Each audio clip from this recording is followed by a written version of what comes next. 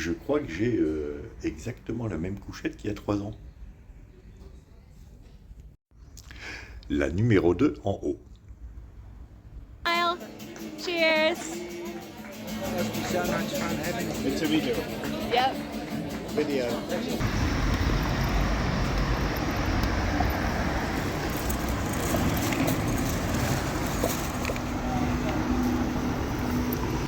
C'est parti pour 20 km jusqu'à Negreira. Et il fait beau.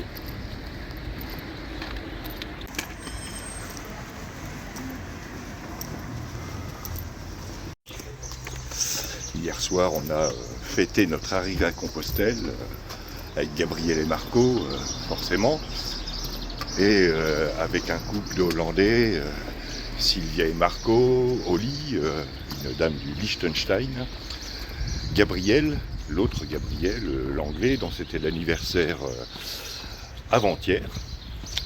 Et ma foi, je me suis couché assez tard.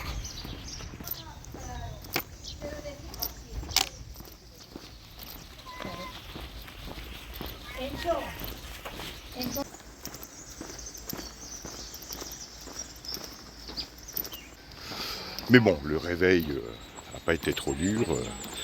Je suis parti à 8h30. Et ma foi, ça va pas trop mal. Par contre, il y a vachement de pèlerins qui se dirigent vers Fisterra. Là. Je suis assez surpris. Il y en a beaucoup plus qu'il y a 3 ans.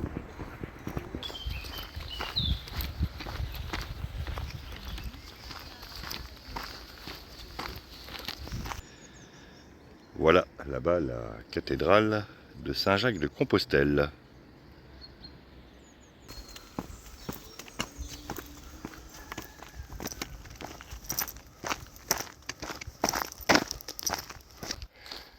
Hier soir, à la fin du repas, on s'est retrouvés dans la rue et puis on s'est tous dit au revoir. Sauf avec Gabriel qui normalement devrait m'accompagner, en tout cas en partie jusqu'à Fisterra.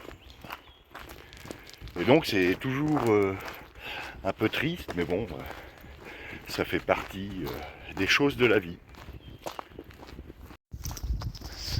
Et là-bas, j'aperçois encore quelqu'un, ça fait au moins 10 pèlerins que j'ai dépassés.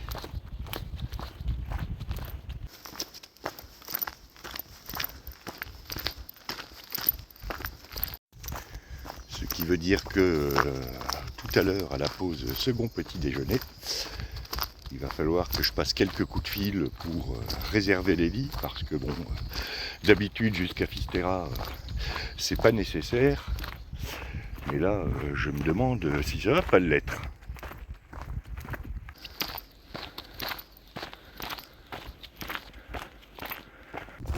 En tout cas, cette marche dans ces forêts d'eucalyptus, c'est super sympa.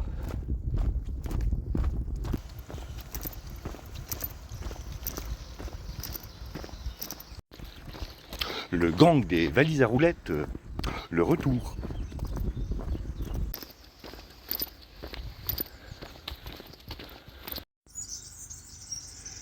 Ce joli conifère, c'est un pan de Norfolk. Pan de Norfolk ou Araucaria heterophylla, donc de la famille des Araucaria. Initialement, c'était un arbre endémique à l'île de Norfolk, dans le Pacifique Sud, et qui a été importé pour agrémenter nos jardins. Voilà, c'était la minute botanique de cette étape.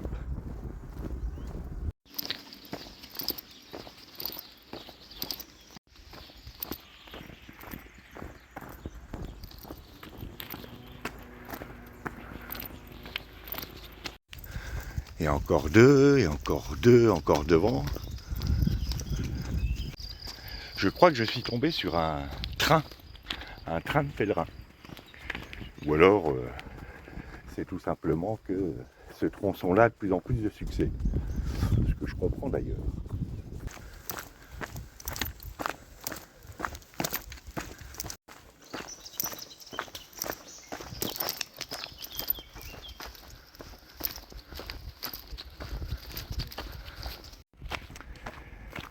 eh ben je m'attendais pas à trouver autant de monde.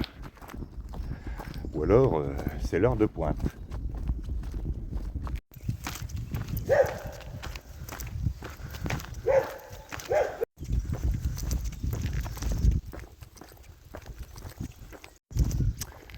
Bon, c'est pas tout ça, mais c'est l'heure du second petit déjeuner. Et si ma mémoire est exacte, il y a un bar pas très loin. Mais on est lundi, sera-t-il ouvert?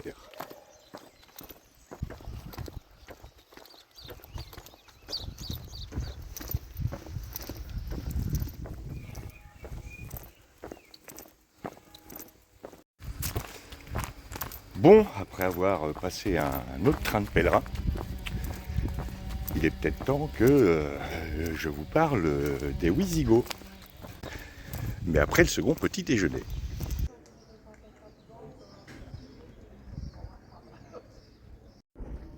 Décidément, il y a foule.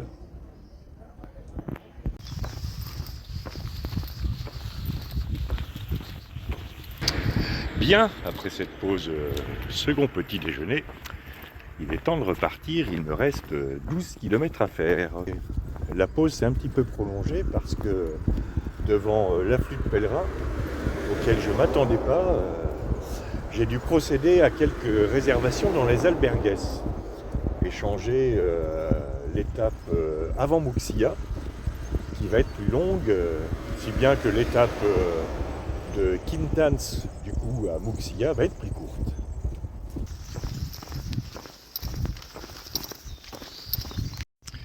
Il y a 3 ans sur ce parcours, on n'était qu'une toute petite poignée.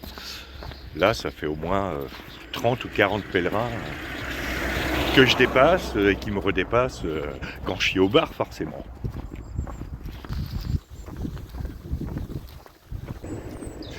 Et que du coup, je vais redépasser. Là, je viens juste de recevoir un message de Gabriel qui vient juste de partir de Saint-Jacques-de-Compostelle. Donc, je l'ai informé un peu de la situation sur le chemin. Donc, je vais tâcher de lui réserver un lit en arrivant à Negreira.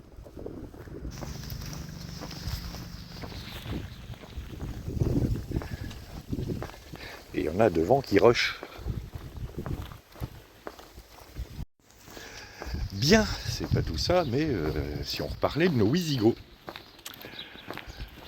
En 466, le roi Euric quitte la fédération romaine. Le royaume wisigoth, de royaume fédéré, devient royaume autonome. Ce qui ne plaît que très moyennement à l'Empire romain d'Occident.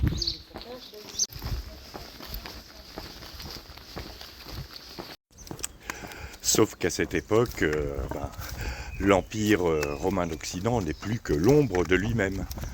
D'ailleurs, le pouvoir n'est plus détenu par l'empereur, mais plutôt par des généraux.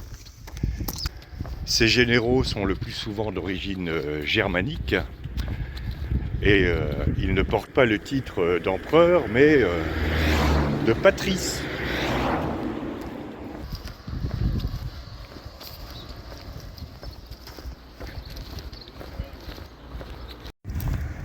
Cet affaiblissement du pouvoir central, combiné aux luttes intestines au sein de l'Empire romain d'Occident, vont rapidement mener à la désintégration totale du dit Empire romain.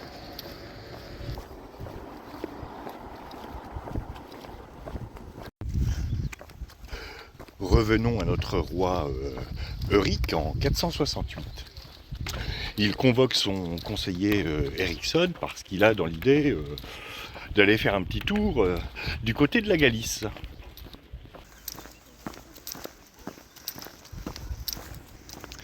La suite, après la côte, et celle-là va être longue. Pas la suite, mais la côte. Et la suite sera courte.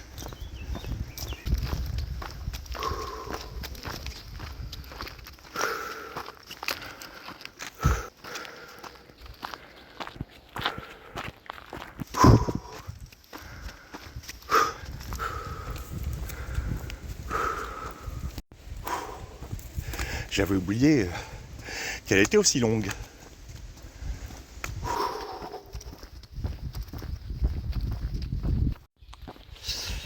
Bien, cette longue côte étant passée, et avant le prochain train de pèlerin, je reprends avec Euric. Euric convoque donc son conseiller et lui demande dites-moi, mon petit Erickson, le poulpe à la galicienne, vous aimez? Ouais, moyennement, sire. Eh ben moi j'aime bien. J'irais bien en chercher quelques chariots pour mélanger avec le cassoulet. Vous en dites quoi? On est des Wisigoths, on est dans le sud-ouest de la France, on n'est pas chez les Anglais.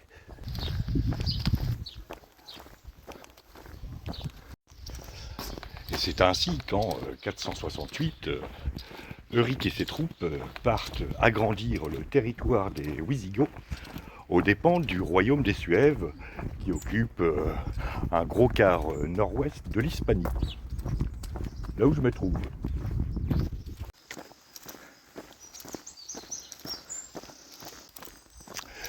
Parallèlement à ses conquêtes dans le nord-ouest de l'Hispanie, Euric doit faire face à une coalition de Romains et de Bretons. Ouais, des Bretons. En effet, l'Empire romain d'Occident voit d'un mauvais œil Euric et les Wisigoths prendre leur indépendance et décide de former une coalition pour le remettre dans le droit chemin.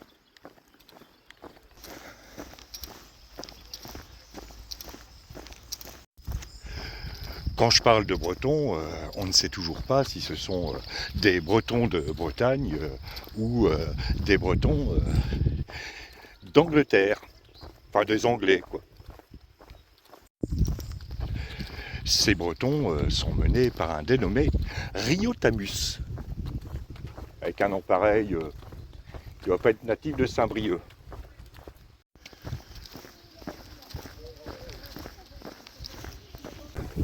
Comme la coalition romano-bretonne va perdre à la bataille de Déols en 469, j'ai décidé que les Bretons étaient des Anglais.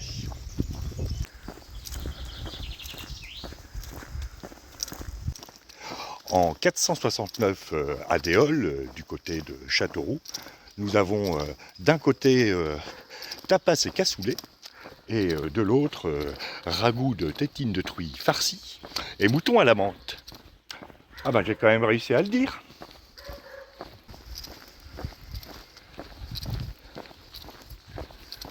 Quand on compare les deux régimes, le choix est vite fait. C'est tapas et cassoulet qui gagnent. Et du coup, les Wisigoths auraient peut-être l'occasion de gagner du territoire au nord de la Loire.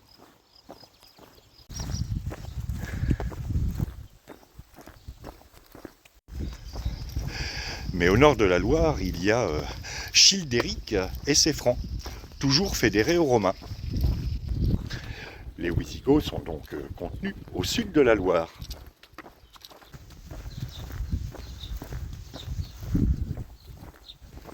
En 475, les Wisigoths se font concéder par l'empereur Julius Nepos, qui ne régnera qu'un an, l'Aquitaine, l'Auvergne, la Gaule narbonnaise et l'Hispanie. Tout ça en échange de la Provence, que l'Empire romain récupère. C'est quand même un bon deal.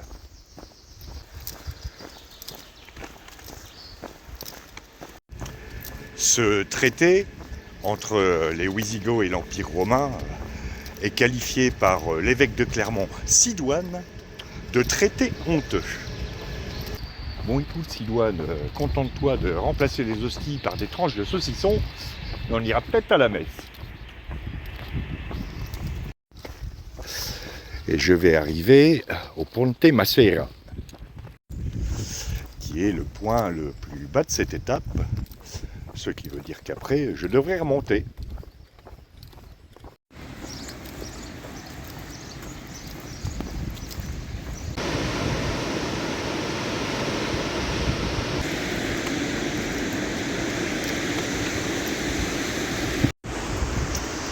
crois qu'il y a une alberguée dans le coin. Ça vaudrait le coup de faire étape ici.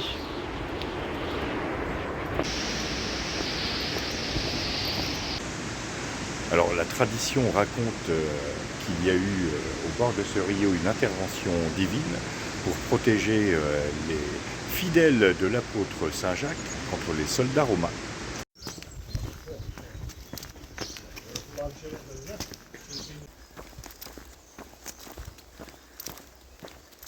Bref, de toute façon, la vie de l'empereur romain et des évêques, on s'en manque un peu, puisque en 476, ce sera la fin officielle de l'Empire romain d'Occident. L'Empire romain d'Orient, lui, subsistant sous le nom d'Empire byzantin.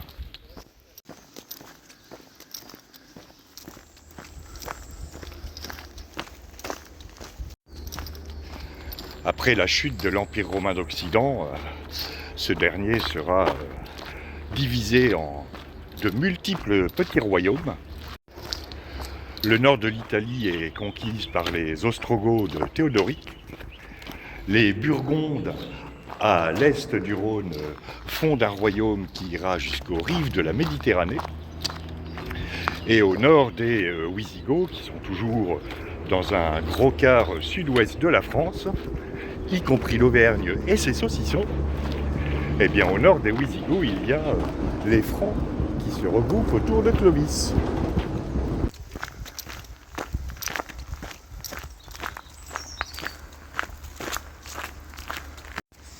Et les Bretons, me direz-vous?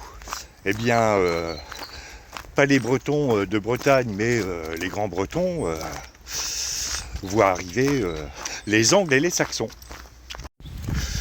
Du coup, niveau régime, eh bien, on va passer de la fricassée de crête de pan au mouton à la menthe. Il y en a qui ont vraiment pas de bol.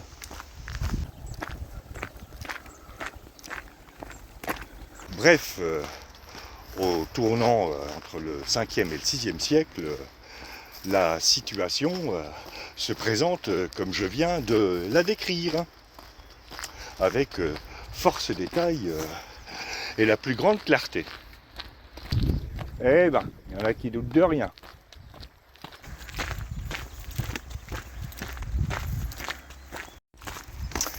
Les Wisigoths réussiront-ils à garder l'Aquitaine, l'Auvergne, la Gaule narbonnaise et leur gros bout d'Hispanie face à leurs voisins? Eh bien tout ça, vous le saurez peut-être demain, car il me reste 2,5 km à faire.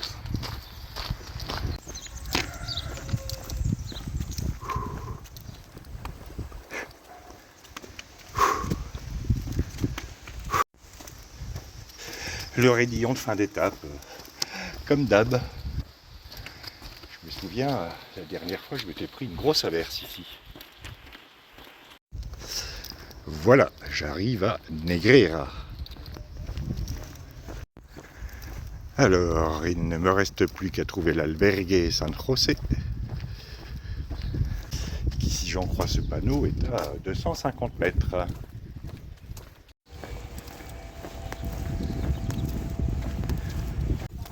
Enfin, 250 mètres mesurés avec un élastique.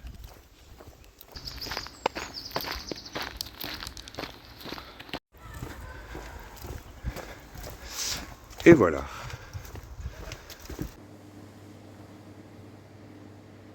Voilà, fin de cette étape de 20 km où, ma foi, j'ai pas mal avancé et où j'ai été surpris par le nombre de marcheurs sur le chemin. Je m'attendais vraiment pas à ça. C'est pour ça que j'ai réservé les lits dans les étapes suivantes pour m'éviter des complications et de mauvaises surprises. Demain, ça va être plus long, 28 km jusqu'à Lago Abeleiroas. La dernière fois, j'avais poussé jusqu'à Olveiroa, 33 km, mais j'avais fini cette étape, pas cuit, mais à point. Voilà, j'espère que le temps va se maintenir comme ça. Et en attendant, je vous dis à demain pour de nouvelles aventures.